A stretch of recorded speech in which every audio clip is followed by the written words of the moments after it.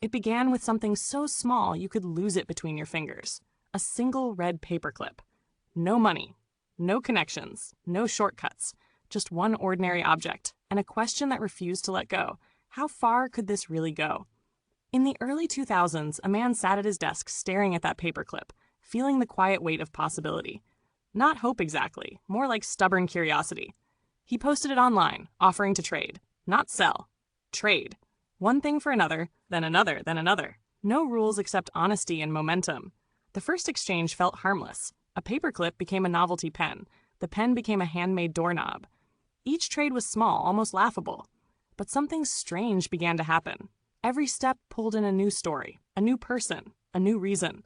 The trades grew bolder: a camping stove, a generator, a snowmobile.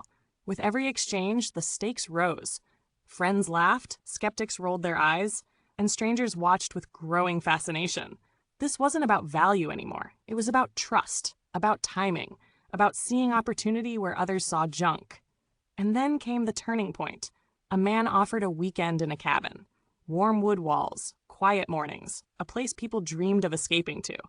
The trade went through, and suddenly, this was no longer a gimmick. It was real. The internet leaned in. The cabin became a moving truck. The truck became a recording contract. The contract became a year of free rent. Each leap felt impossible, until it happened. Each trade carried risk. What if the next person said no? What if the chain broke? But it didn't. Finally, after more than a dozen trades, after months of uncertainty and relentless belief, the offer arrived.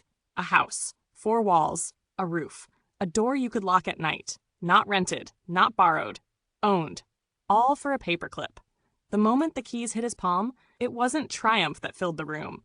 It was silence. The kind that settles when you realize something important just shifted. This wasn't magic. It was patience. Creativity.